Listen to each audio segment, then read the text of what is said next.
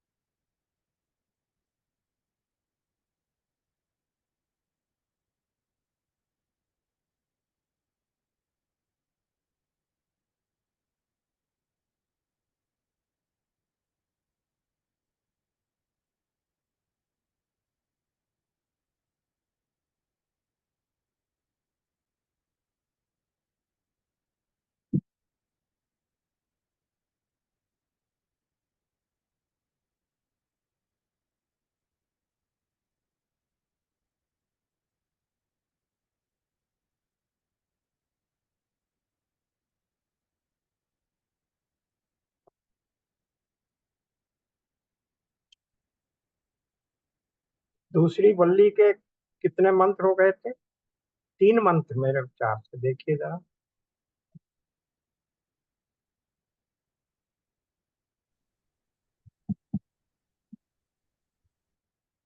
Mute पर हैं आप? हाँ जी।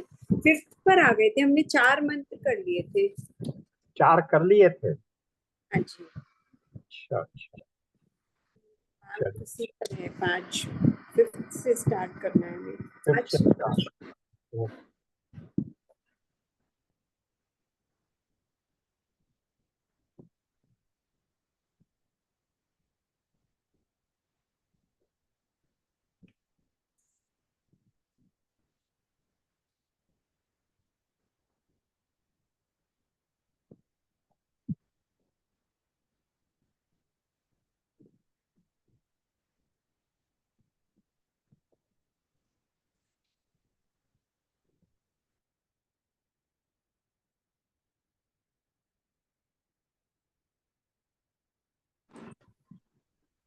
राधे राधे, प्रणाम।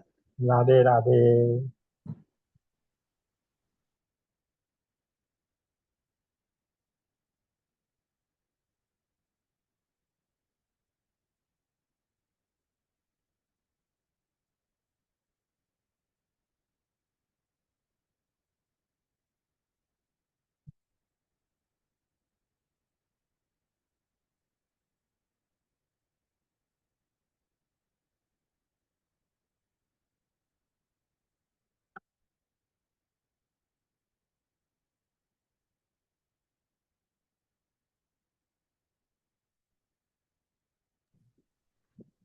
ये फोर्थ का मंत्र पढ़ के अभी ये कहा था कि इसका एक्सप्लेनेशन हम बाद में करते हैं नेक्स्ट क्लास में।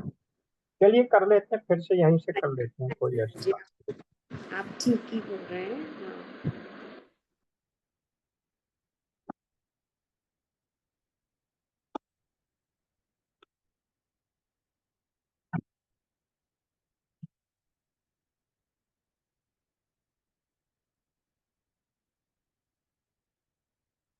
अरे पानी रख यहाँ पहले।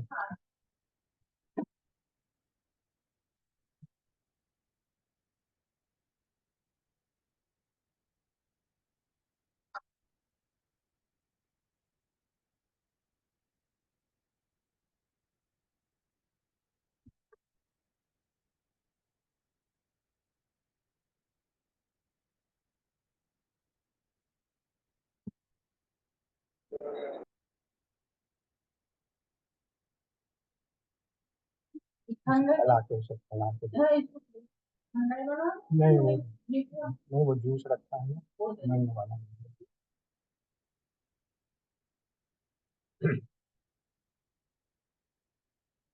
चलिए प्रारंभ करते हैं।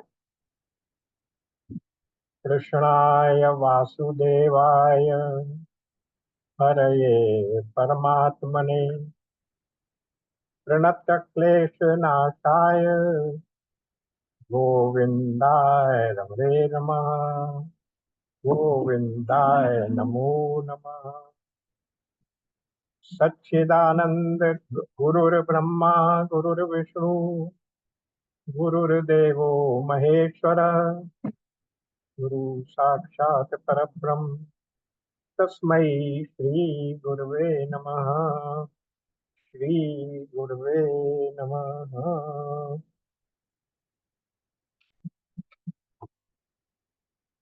कठोपनिषद की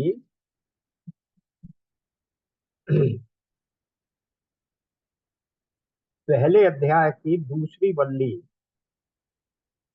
के मंत्र चल रहे हैं और हमने चौथा मंत्र पढ़ लिया था। उसकी थोड़ी सी विशद व्याख्या आवश्यक। क्या कह रहा है ये पहला चौथा मंत्र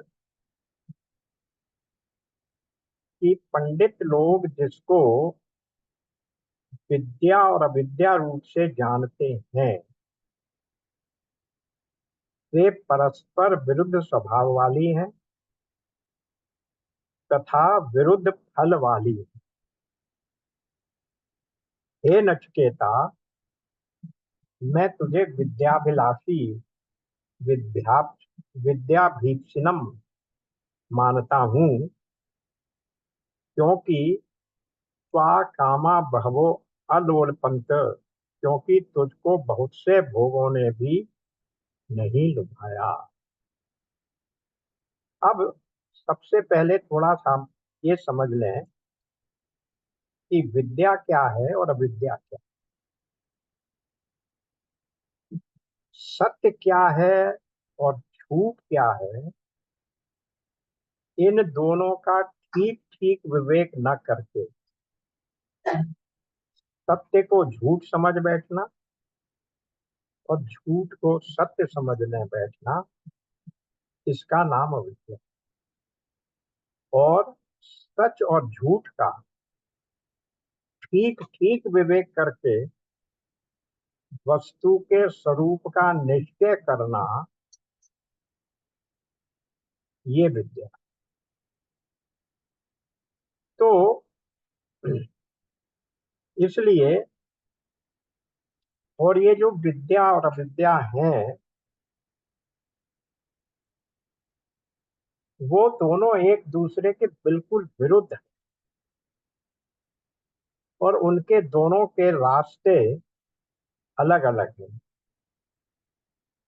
अविद्या है नासमझी का रास्ता, विद्या है समझदारी का रास्ता।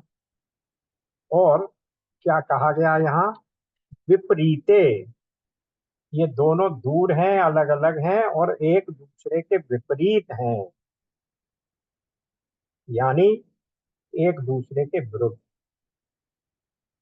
तो विद्या का मार्ग हुआ काहे का, जो अभी परिभाषा देखी, विवेक का मार्ग। इस मार्ग में ज्ञान और कर्म, ज्ञान और भोग, इनका विवेक करना पड़ेगा। अद्वितीय और द्वितीय का विवेक करना पड़ेगा, नित्य और अनित्य का विवेक करना पड़ेगा। ये विवेक का मार्ग। और ये किसका मार्ग है, जिज्ञासुओं का, जो विद्या को प्राप्त करना चाहते हैं उनका मार्ग है। तो परंतु ये विद्या है क्या, इतनी परिभाषा तो हो गई। तो फिर यहाँ बताया गया कि लोक में जिसे हम विद्या कहते हैं वो नॉलेज है, विद्या नहीं है। भौतिक जगत का ज्ञान पारमार्थिक जगत में विद्या के अर्थ में नहीं है। तो विद्या का फिर वास्तविक अर्थ क्या है, पारमार्थिक जगत में अर्थ क्या है, जो विद्या के मार्ग में चलता है वो श्रेय को ग्रहण करना चाहता है। श्रेय और प्रेय दो शब्द होते हैं। श्रेय का अर्थ है अपना अंततः कल्याण प्राप्त करना, जैसे निश्रेयस कहते हैं, मोक्ष को प्राप्त, वो है श्रेय का मार्ग, निवृत्ति का मार्ग। तो ऐसे व्यक्ति को जो इस प्रकार के मार्ग पर चलना चाहता है, जो विद्या की प्राप्ति करना चाहता है, उसको श्रेय की प्राप्ति होती है, निश्रेयस की यानी मोक्ष की प्राप्ति। और जो केवल इंद्रियों की तृप्ति के मार्ग में लगा है, प्रेय यानी इंद्रियों की तृप्ति जिस प्रकार से भी हो, विषय से, भोग से, वो केवल इंद्रियों के तृप्ति के मार्ग में ही लग जाता है और वो अपने परम लक्ष्य से भटक जाता है। परम अर्थ लक्ष्य हम सब लोगों का क्या है, धर्म अर्थ काम मोक्ष, ये जो चार पुरुषार्थ बताए गए उनमें अंतिम पुरुषार्थ, अंतिम लक्ष्य मोक्ष है। तो जो व्यक्ति इंद्रिय तृप्ति में लग जाता है, जो केवल भोग और ऐश्वर्य की कामना की पूर्ति में लग जाता है, वो व्यक्ति फिर मोक्ष के मार्ग से भटक जाता है, उसको फिर मोक्ष की प्राप्ति नहीं होती। पुनरपि मरणम पुनरपि जन्मम जन्मम, उस मार्ग में वो चला जाता है।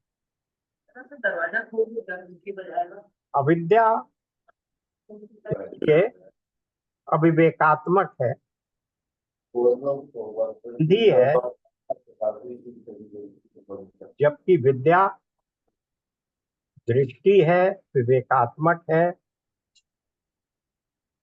और वो हमें हमारे लक्ष्य का स्पष्ट ज्ञान करा देती है कि हम कहाँ हैं और हमें कहाँ जाना है। तो जब हम इस प्रकार विद्या के मार्ग पर चलते हैं तो हमें क्या प्राप्त होता है कि हम अपने आप को उस अंतर आत्मा के रूप में चैतन्य अभिन्न आत्म तत्व ब्रह्म तत्व के रूप में जान लेते हैं। बाहर तो सब कुछ रहता है ये व्यावहारिक सत्ता समाप्त नहीं होती, पर विद्या के द्वारा हम अपने स्वरूप को जब पहचान लेते हैं, तब अविद्या से उत्पन्न होने वाले जितने भय, दुख और कष्ट हैं, वे सब निवृत्त हो जाते हैं। क्यों निवृत्त हो जाते हैं? क्योंकि भय या दुख तभी हो सकता है जब कम से कम दो हो। भय अपने आप से नहीं लगता, भय लगता है दो के होने पर, दूसरे से। दुख होता है किसी दूसरे के द्वारा दिए जाने पर। वो दूसरा व्यक्ति भी हो सकता है, परिस्थिति भी हो सकता है, वस्तु भी हो सकता है। लेकिन जहां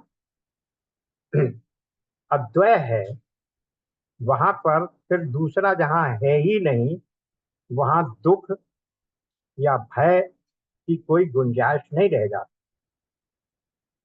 तो इसीलिए उन्होंने कहा कि ब्रह्म ज्ञान में समाधि का नाम ब्रह्म ज्ञान नहीं है, निवृत्ति का नाम ब्रह्म ज्ञान नहीं है। समाधि में भी और निवृत्ति में भी ज्ञान किसका होना है?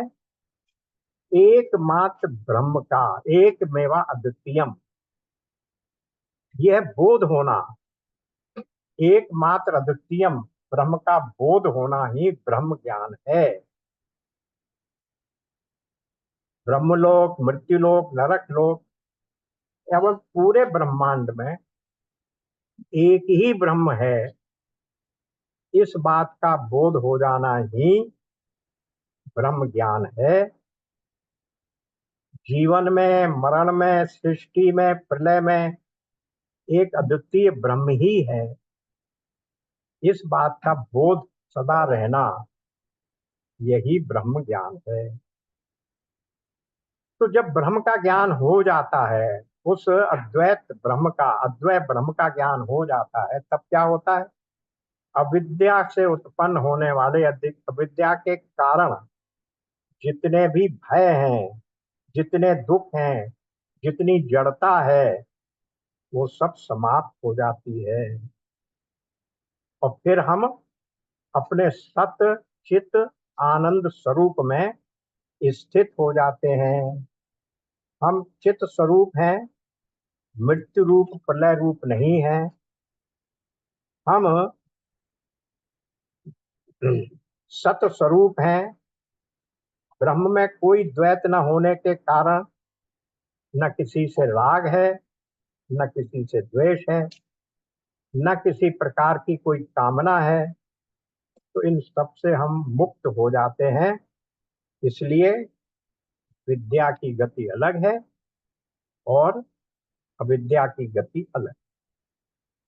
ये बात बता दी विद्या और अविद्या के बारे में, क्योंकि मंत्र का प्रारंभ ही यहीं से हुआ कि विद्या और अविद्या दो अलग तत्व हैं और दोनों एक दूसरे के विरुद्ध हैं, विपरीत हैं, और दोनों ही अलग अलग मार्गों पर हमें ले जाते हैं। तो हमारे लिए कौन सा मार्ग उचित है? जिसको उन्होंने कहा विद्या की प्राप्ति की आकांक्षा ही श्रेय का मार्ग है, वही हमारे लिए कल्याणकारी है, वही हमारे लिए अपेक्षित है। तो अब इसी बात को लेकर यमराज नचिकेता से कह रहे हैं, हे नचिकेता, तुम तो विद्यार्थी बनकर, जिज्ञासु होकर, विद्या को प्राप्त करने की अभिलाषा लेकर आए, क्योंकि तुमने बहुत सारे काम भोगों को त्याग दिया। इतनी तुम्हें लालच दिए गए, लेकिन तुमने अलोप उनमें से किसी के प्रति भी कोई लोलुपता प्रकट नहीं की। तो ये जिज्ञासा उस अलोलुपता के कारण तुमने किसी भी प्रकार के भोग की प्राप्ति की इच्छा नहीं की। तो इसलिए, और क्यों नहीं की?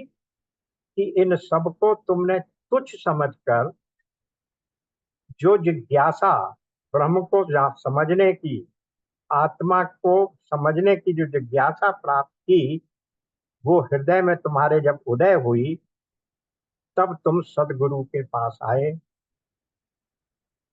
और कैसे सदगुरु के पास आए? जो स्वयं मृत्यु का देवता। इस प्रकार तुमने मृत्यु पर भी विजय प्राप्त की। तुमको लौकिक भोगों ने, कामनाओं ने विक्षिप्त नहीं किया। तुम सच्चे विद्यार्थी हो, सच्चे जिज्ञासु हो।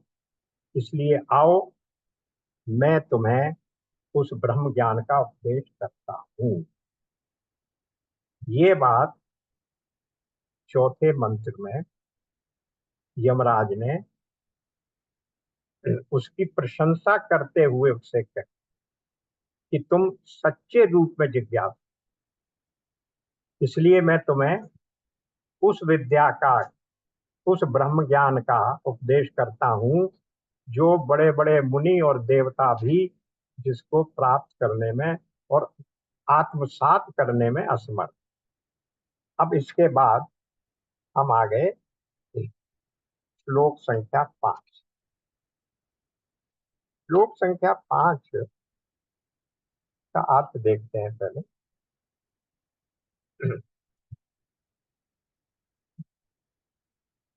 श्लोक संख्या 5 का अर्थ है,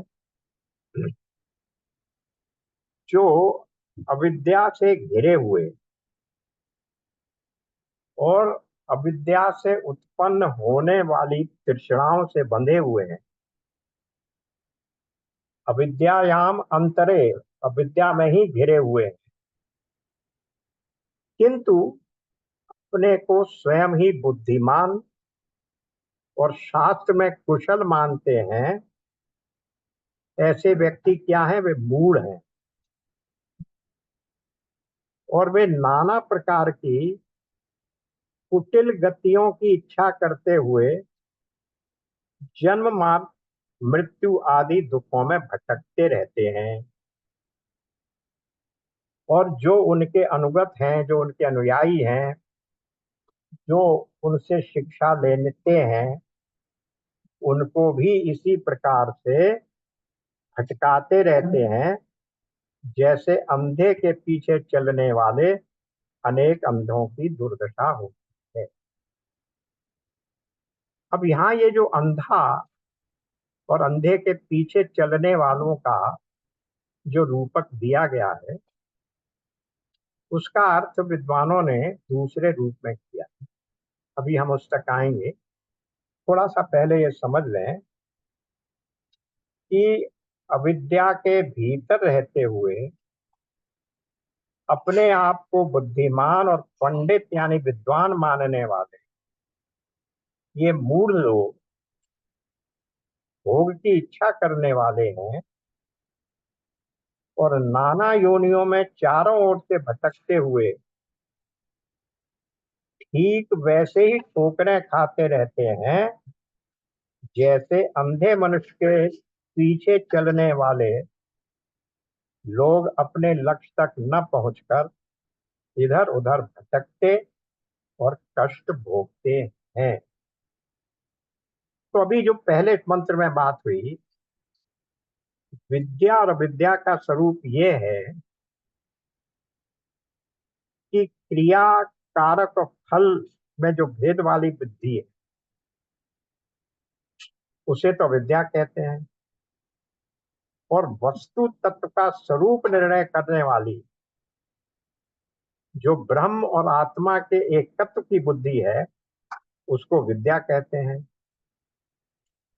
अब नचिकेता तो विद्या चाहता है और दूसरे जो अविद्या में पड़े हैं, इस मंत्र के द्वारा उन लोगों की दुर्दशा बयान की जाती है। तो वो कैसे हो रहा है, इसको जरा सा समझ।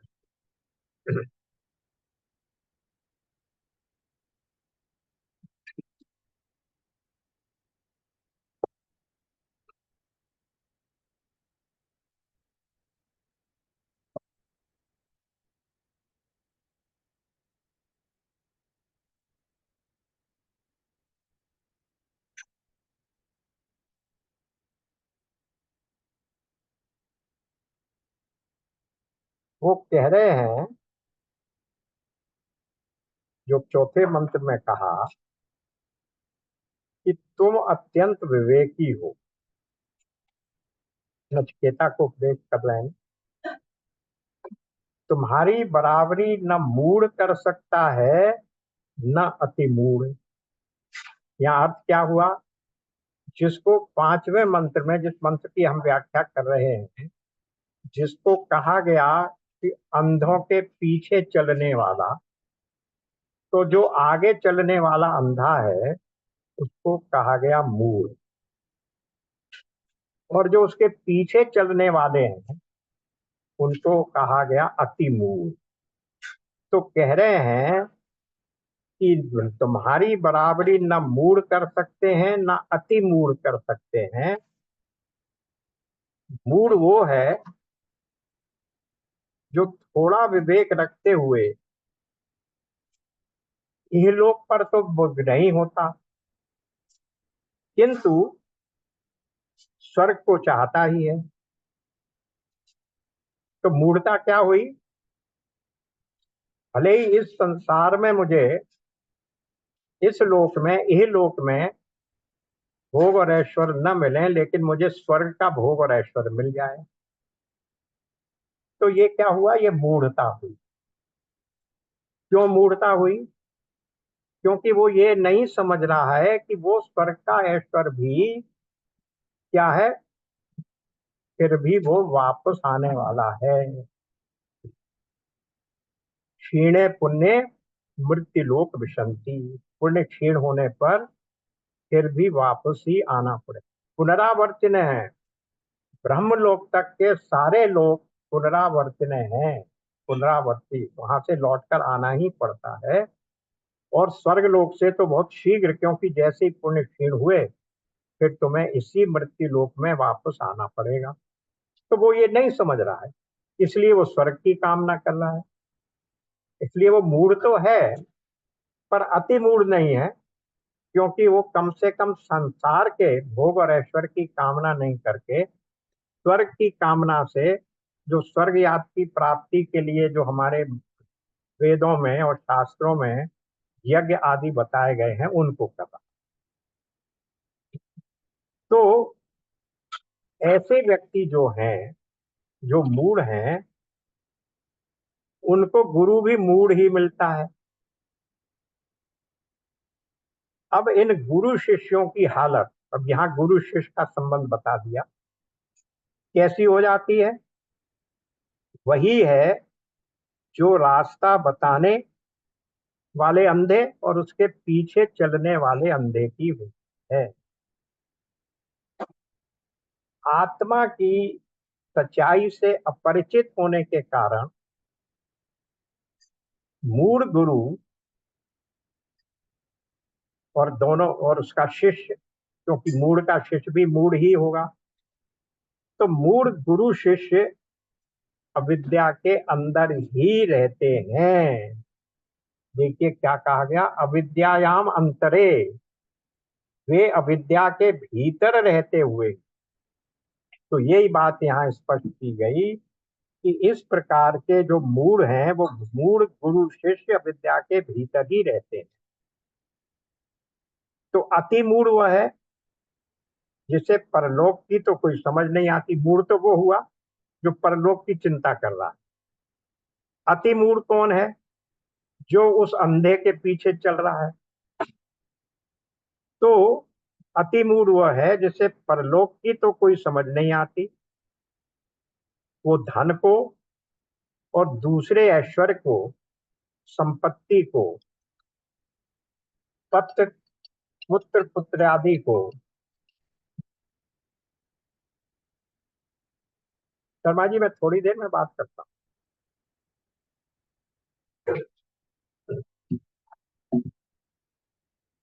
ही सब कुछ समझ रहा है,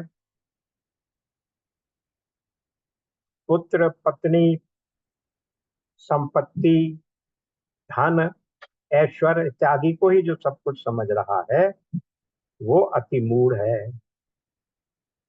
क्योंकि वो यह लोक के बियॉन्ड कुछ सोच ही नहीं पाता। उसको उसका कोई ज्ञान ही नहीं है, उसकी दृष्टि केवल इसी लोक में प्राप्त होने वाले भोग, ऐश्वर्य, संपत्ति और परिवार से ही संबंधित है। इसलिए ऐसे व्यक्ति को अति मूढ़ कहा गया। जहां कहा गया अंधों के पीछे चलने वाला अंधा। तो जो विषय के मार्ग पर चल रहे हैं उनके पीछे चलना जैसे अनर्थकारी है, ऐसे ही कल्याण के पथ पर चलने के लिए भी ऐसे व्यक्ति का सहारा लेना अनर्थकारी है। जो स्वयं ब्रह्मनिष्ठ विद्वान नहीं है, वो आपको क्या मार्ग दिखाएगा? वो कैसे आपको कल्याण के मार्ग पर ले जाएगा? तो मूढ़ से अधिक जड़मति है अति मूढ़, जो अति सीमित दृष्टि वाला है। धर्म, धर्म, स्वर्ग, नरक आदि के बारे में कुछ नहीं समझ पाता। यही लोक के विषयों से विरक्त नहीं है।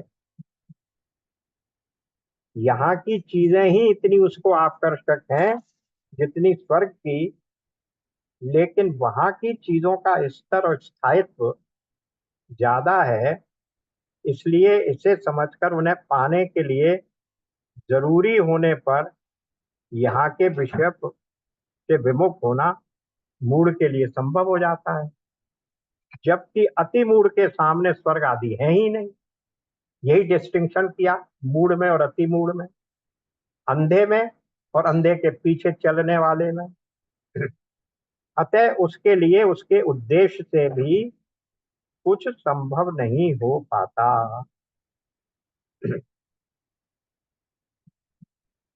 अब मूढ़ और अति मूढ़ दोनों ही श्रेय मार्ग के पथिक नहीं। इसलिए उन्होंने कहा कि उनकी तुलना नचिकेता से नहीं हो सकती।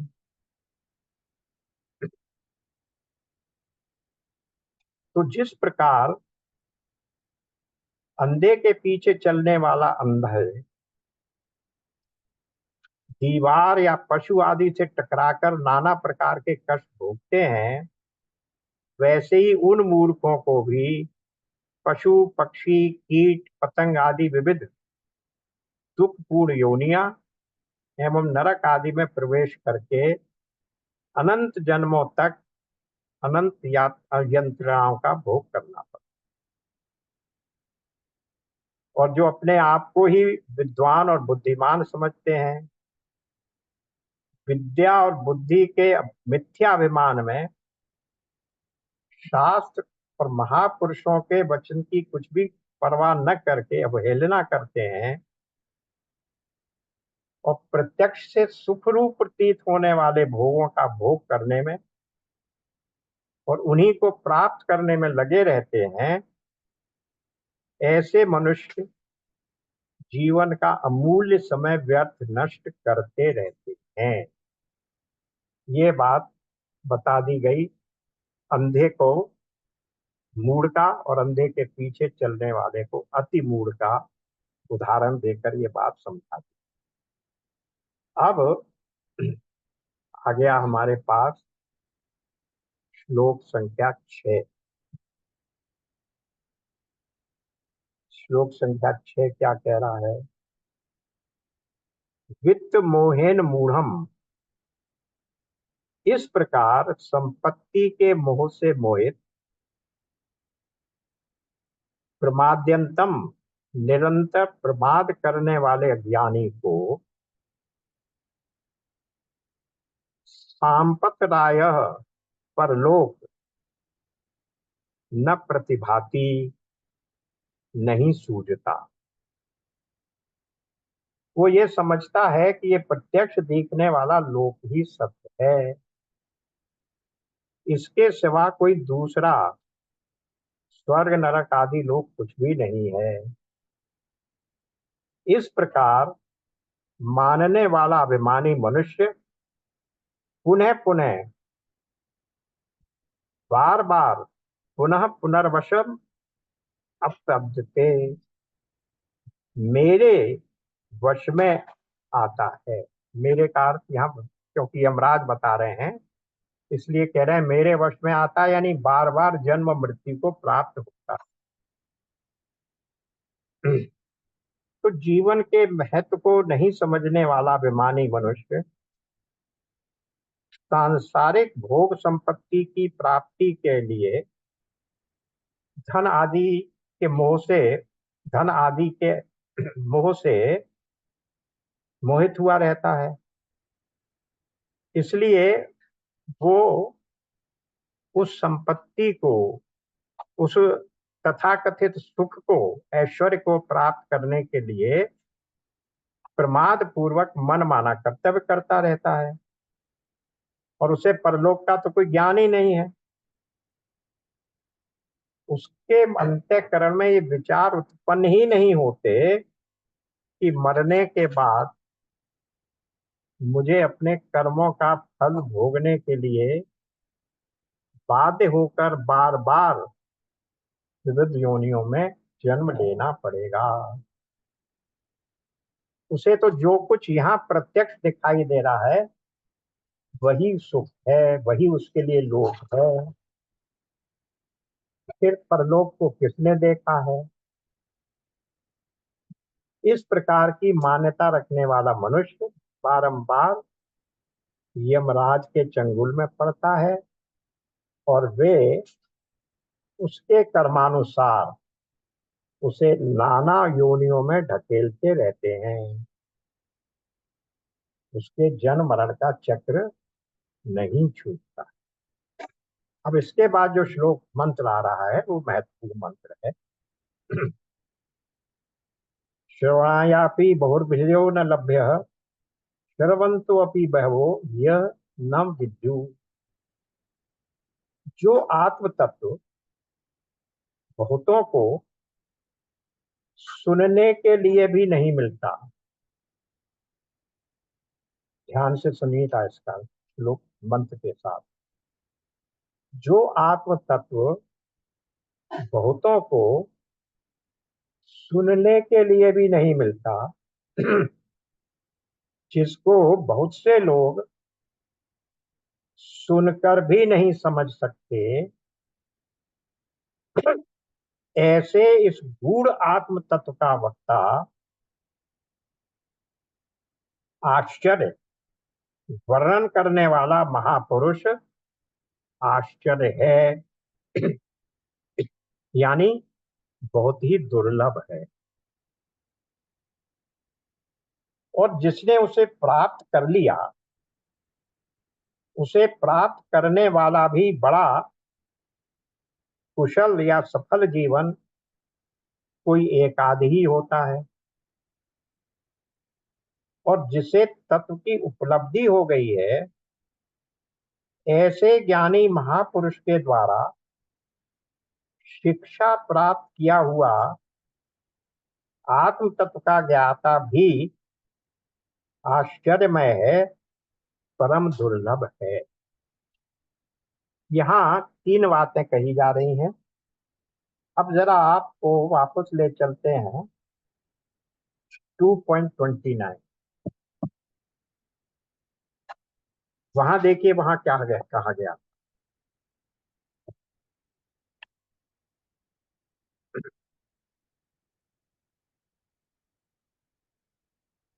2.29 में कहा गया था,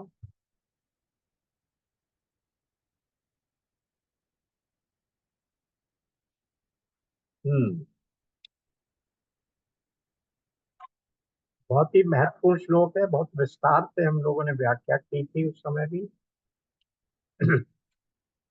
और उसमें क्या बताया था,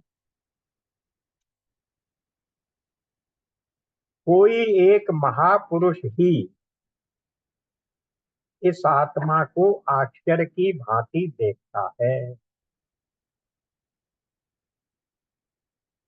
ये श्लोक असल में भगवान ने लिया कहां से है?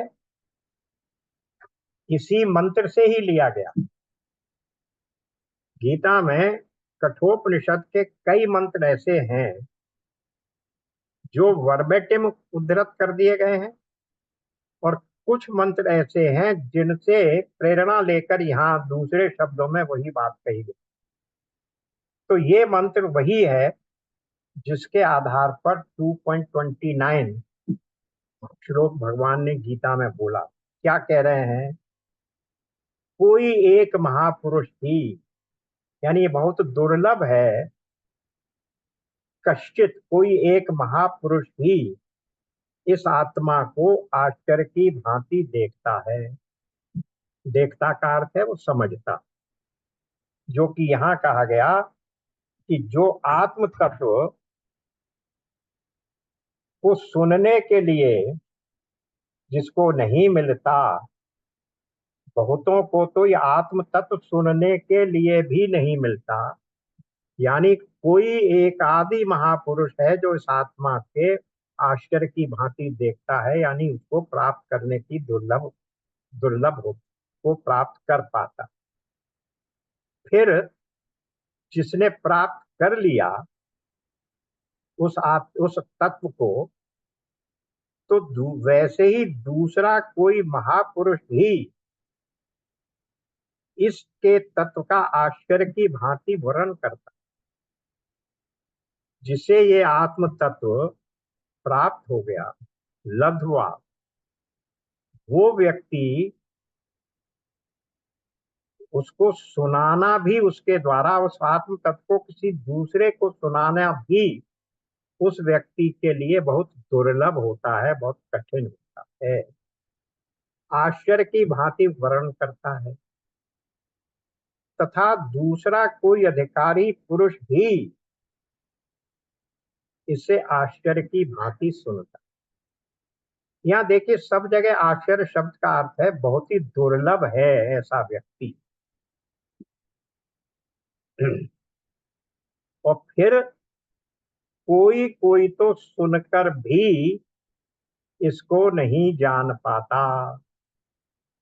इतना कठिन, इतना गूढ़, इतना दुरूह ये आत्म तत्व। उसी आत्म तत्व की दुरूहता, उसके गूढ़ तत्व को इस मंत्र में समझाया जा रहा है। क्या कहा जा रहा है? अब देखिए,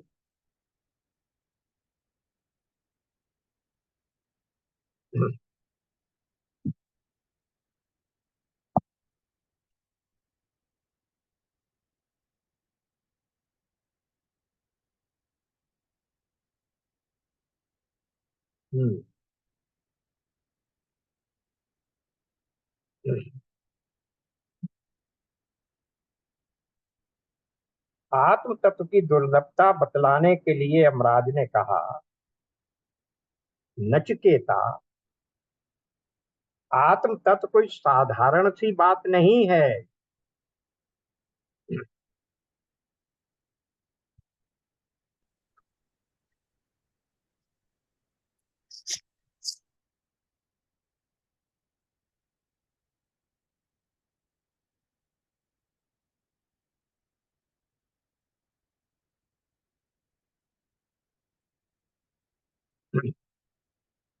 क्यों?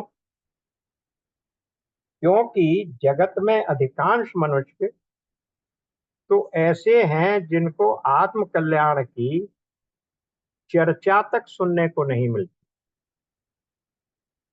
वे ऐसे वातावरण में रहते हैं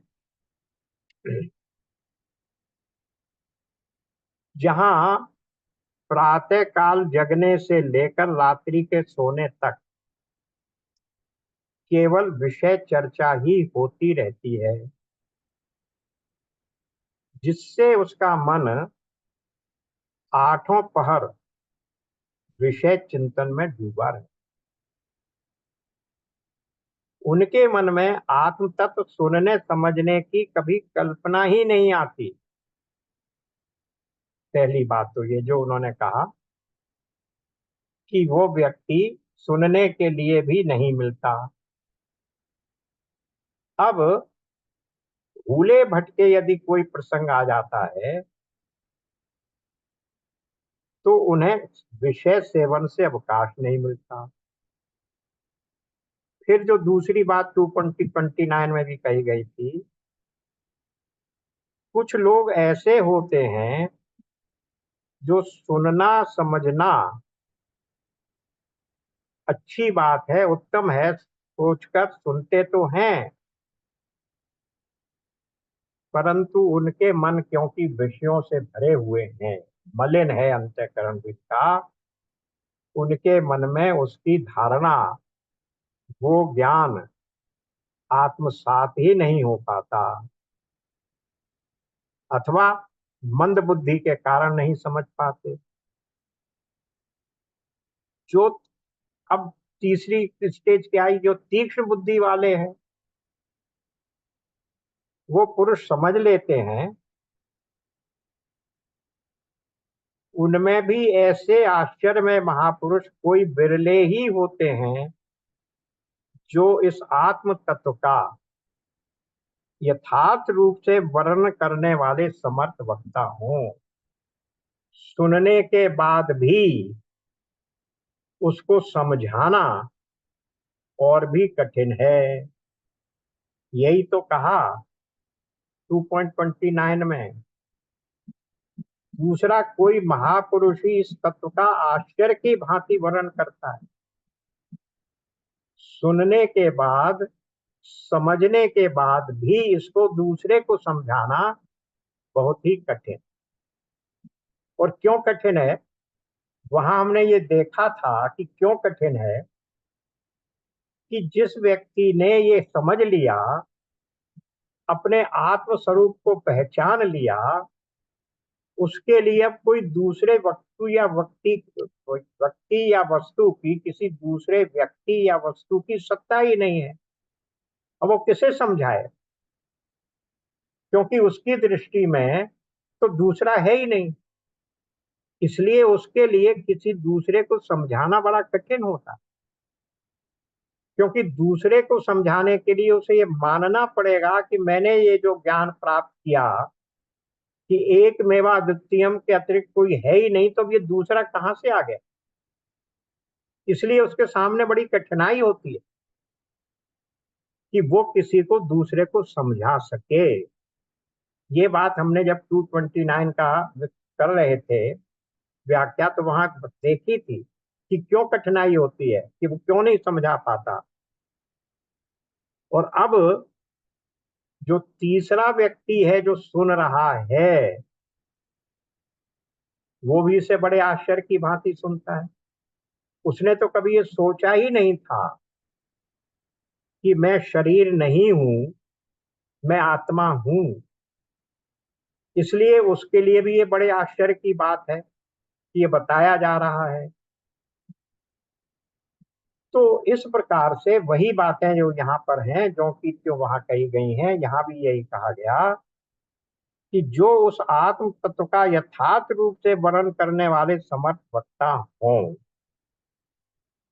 एवं ऐसे पुरुष भी कोई एक ही होते हैं जिन्होंने आत्म तत्व को प्राप्त करके जीवन की सफलता संपन्न की हो, और भली भांति समझाकर वर्णन करने वाले सफल जीवन अनुभवी आत्मदर्शी आचार्य के द्वारा उपदेश प्राप्त करके उसके अनुसार मनन निधिध्यासन करते करते तत्व का साक्षात करने वाले पुरुष भी जगत में बिरले ही होते हैं।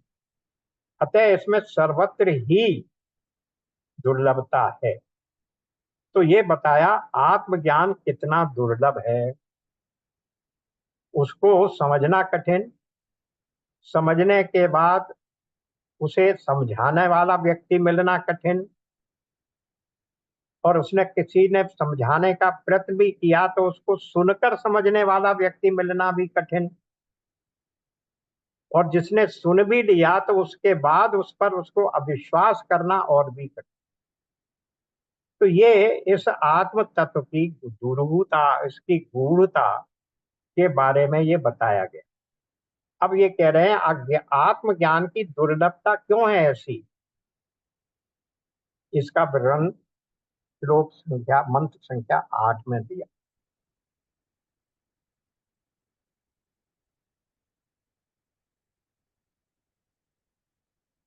पहले अर्थ देख लेते हैं।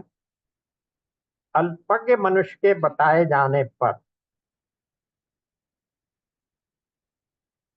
बहुधा और उनके अनुसार बहुत प्रकार से चिंतन किए जाने पर भी ये आत्म तत्व सहज ही समझ में आ जाए, ऐसा नहीं। किसी दूसरे ज्ञानी पुरुष के द्वारा उपदेश न किए जाने पर इस विषय में मनुष्य का प्रवेश नहीं होता। इस विषय में मनुष्य का प्रवेश नहीं होता का अर्थ क्या हुआ कि वो समझ में नहीं आता, क्योंकि ये अत्यंत सूक्ष्म वस्तु से भी अणियान ईशावास में आता ना कि वो ब्रह्म क्या है, महान से महान, विस्तृत से विस्तृत, और महतो महियान, अणु अणियान। अणियान कहते हैं अणु से भी सूक्ष्म, और महतो महियान महान से भी महान, तो अधिक सूक्ष्म है, इसलिए तर्क से नहीं समझा जा सकता, ना ही तर्क से काटा जा सकता।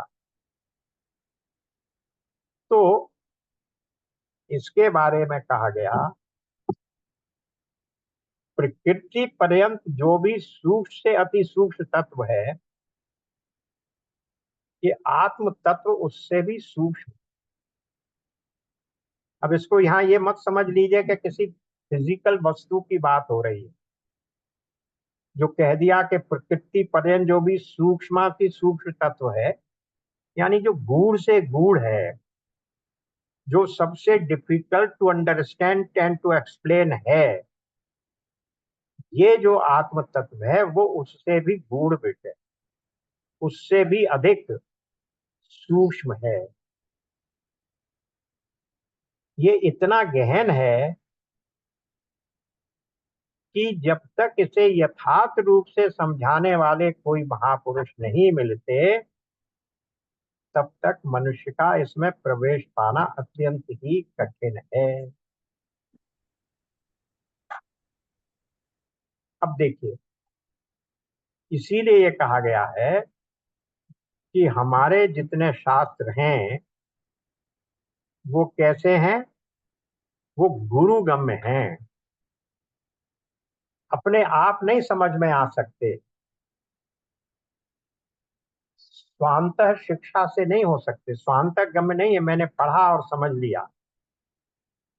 गुरु के द्वारा समझाए जाने पर ही उसमें हम गमन कर सकते हैं, उसमें हम प्रवेश पा सकते हैं।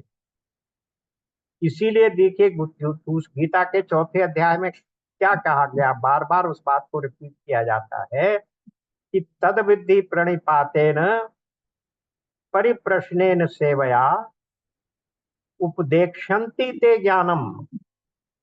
वो तुम जाओ उस ज्ञान को प्राप्त करने के लिए प्रणिपात करके, सेवा करके किसी गुरु की शरण में जाओ, तब वो गुरु क्या करेगा, उपदेक्षन्ति ते ज्ञानम, तब वो गुरु तुम्हें ज्ञान देगा।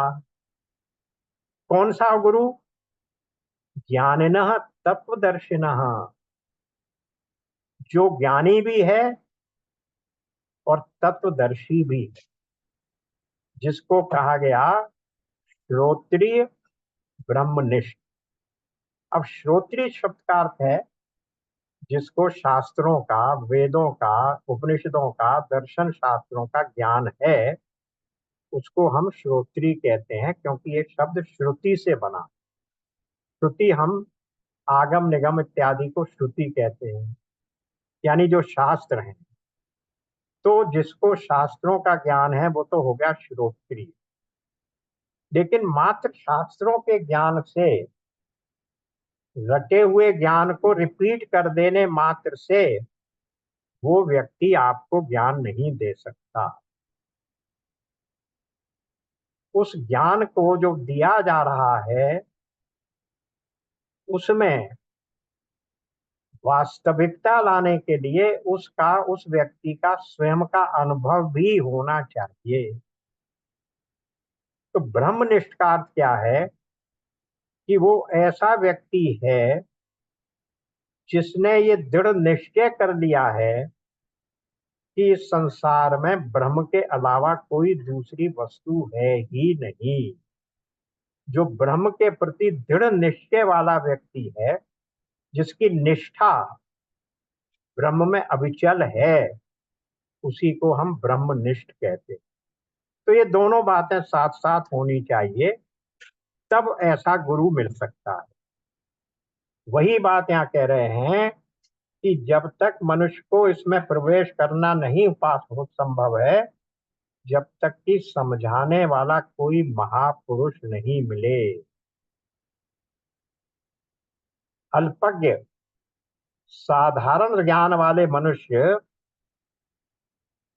यदि इसे बतलाते हैं और उसके अनुसार यदि कोई विविध प्रकार से इसके चिंतन का अभ्यास करता है, तो उसको आत्मज्ञान रूपी फल नहीं प्राप्त होगा, क्योंकि वो सही बता ही नहीं पाएगा। वो स्वयं ही अल्पज्ञ है, उसे स्वयं ही पूरा ज्ञान नहीं है। तो वो आपको उन शास्त्रों की, उन गूढ़ आत्म तत्व के बारे में जो कि गहन है, सूक्ष्माति सूक्ष्म है, उसके बारे में कैसे समझा सकता है। भगवान शंकराचार्य ने गुरु की एक और परिभाषा दी। श्रोत्री ब्रह्मनिष्ठ तो है ही, उन्होंने एक और परिभाषा दी कि गुरु वो है जो शिष्य की सभी जिज्ञासाओं का, शिष्य की संतुष्टि के तक निदान कर सके। किसी भी शंका या जिज्ञासा का जो व्यक्ति शिष्य की शंका या जिज्ञासा का पूर्णतः शिष्य की संतुष्टि के तक निदान कर सके, उसका उत्तर दे सके, वही गुरु। क्योंकि शिष्य तो अनेक प्रकार के प्रश्न करेगा। चौथे अध्याय में ही कहा ना, परिप्रश्नेन सेवया, वो एक के बाद एक प्रश्न कर सकता है। और यदि गुरु उन प्रश्नों का उत्तर नहीं दे पा रहा, तो फिर वो गुरु का अधिकारी, गुरु कहलाने का अधिकारी नहीं है। इसलिए उन्होंने कहा कि गुरु की एक ये भी आवश्यक वो है पात्रता कि उसमें इतना ज्ञान होना चाहिए और इतना उसकी निष्ठा अचल होनी चाहिए कि वो शिष्य के किसी भी प्रश्न का उत्तर देने में समर्थ हो, सक्षम हो, और शिष्य को अपने उत्तर से संतुष्ट कर सके। इसीलिए ये कह रहे हैं कि यदि शिष्य अल्पज्ञ व्यक्ति से सीखता है, तो अल्पज्ञ व्यक्ति उसको कुछ बता नहीं सकता, और उस पर अगर आचरण भी कर देगा, उसी प्रकार से चिंतन का अभ्यास करता है, तो उसे आत्मज्ञान नहीं प्राप्त। आत्म तत्व तनिक सा भी समझ में नहीं आता दूसरे से सुने बिना, केवल अपने आप तर्क वितर्क युक्त विचार करने से भी ये आत्म तत्व समझ में नहीं आ सकता। अतः सुनना आवश्यक है, पर सुनना मात्र ही पर्याप्त नहीं है। उसके बाद दो चीजें और भी कही गई हैं: श्रवण, मनन, निधिध्यासन। मनन क्या है? जो कुछ सुना उस पर हमने विचार कि आज क्या सुना, उसका सार तत्व क्या है, उसको विचार करके हमने अपने आप में उसे डाइजेस्ट। फिर निधिध्यासन क्या है? निधिध्यासन ये है कि जो कुछ हमने सुना और उस पर मनन किया, उसके बाद भी हमारे मन में जो पूर्व संचित संस्कार हैं, जो उस ज्ञान के विपरीत हैं, वो संस्कार फिर भी हमारे मन को कुरेदते हैं।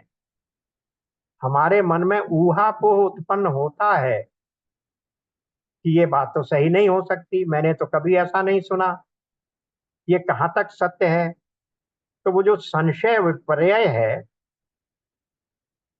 उस संशय विपर्यय को दूर करना और उस संशय विपर्यय का निदान करके जो श्रवण किया हुआ है उसी पर विश्वास कर लेना, ये निधिध्यासन का तत्व। इसीलिए कहा श्रवण, मनन, निधिध्यासन और मंतव्य, फिर मेरा अपना सिद्धांत वही बन गया। जब तक ये तीनों स्टेजेस पार नहीं होंगी, तब तक वो सुना हुआ आपका मंतव्य नहीं बन सकता। आपका सिद्धांत, जिस पर आप आचरण करना चाहते हैं, वो सिद्धांत आपका नहीं बन पाता। तो जो इसे भली भांति जानने वाले पुरुष हैं, तभी अतः सुनना आवश्यक है। पर क्या कहा, सुनना उनसे है जो इसे भली भांति जानने वाले महापुरुष हों। तभी देखिए नचिकेता ने क्या कहा था यमराज से, जब उन्होंने कहा कि ये तो ऐसा गूढ़ तत्व है कि देवता भी इसके सुनने के पात्र नहीं है, बड़े बड़े मुनि लोग भी इस गूढ़ तत्व को नहीं समझ पाते हैं। तब उसने यही कहा था कि हे भगवान, तब तो ये और भी आवश्यक है कि यदि ये ऐसा गूढ़ तत्व है तो आप मुझे अवश्य से बताएं, और आपसे अधिक इसको कौन जानता है, मैं और किसके पास जाऊं। जब आप ये कहते हैं कि देवता लोग भी इसको नहीं समझ पाए, तो आप जो इसके जानने वाले हैं, इनको छोड़कर अब आप मुझे किसी दूसरे के पास क्यों भेजना चाह रहे हैं? आप मुझे इससे वंचित क्यों रखना चाहते हैं? इसलिए आप ही मुझे समझाइए। ये कहकर उसने, नचिकेता ने यमराज के ऊपर पूरा दबाव डाला, क्योंकि यमराज ने क्या कहा था कि तुम मुझे उस तीसरे वर से मुक्त कर दो, उस बंधन में मत बांधो, मैं तुम्हें ये नहीं बताना चाहता, तुम जो कुछ चाहो उसके बदले में ले जाओ। तब भी उसने यही कहा, और वहां यही भी कहा था, ये बात हम पहले भी देख चुके हैं कि ऑप्शन जो हो सकता है वो एक ही मूल्य की वस्तुओं के बीच में तो हो सकता है, लेकिन एक मूल्यवान वस्तु हो और एक बिल्कुल निरर्थक वस्तु हो, उसके बीच में ऑप्शन नहीं हुआ दिया जा सकता। तो एक और आप स्वयं कह रहे हैं कि ऐसा गूढ़ तत्व है, और उसके बदले आप मुझे अंततः नाश होने वाली वस्तुओं का ऑप्शन दे रहे हैं कि तुम इन्हें चुन लो, गूढ़ तत्व को छोड़ दो। तो ये तो ऑप्शन सही नहीं। इसलिए भी मुझे तो गूढ़ तत्व ही समझना। इसीलिए बार बार वे नचिकेता की प्रशंसा कर रहे हैं, और आगे के श्लोक में तो कहेंगे कि हम तुम जैसे ही पूछने वाले जिज्ञासुओं को पाकर क्या हो जाते हैं, धन्य हो जाते हैं। नचिकेता जैसा शिष्य और यमराज जैसा गुरु अगर मिल जाए, तो उससे अच्छा संसार में और कुछ भी नहीं। स्वयं यमराज कह रहे हैं, हे नचिकेता, हमें तुम जैसे ही पूछने वाले जिज्ञासु मिला करें, मैं ये कामना करता हूं। कितनी बड़ी बात। तो आज इसको विराम देते हैं, और अब नेक्स्ट सेशन में फिर इसके आगे बढ़ेंगे। यहाँ से ये बहुत ही अच्छा प्रकरण शुरू हो गया है, और इसमें बड़े धीरे धीरे समझना पड़ेगा, क्योंकि स्वयं यमराज कह रहे हैं कि बड़ा गूढ़ है, सूक्ष्माति सूक्ष्म है, और किसी ऐरे गहरे से सुनने से समझ में नहीं आ सकता। सुनना उसी से चाहिए जो स्वयं इसको समझने वाला हो। तो अब यमराज कैसे समझाते हैं उसको हम लोग समझेंगे। आज यही प्रकरण को पूरा करते हैं।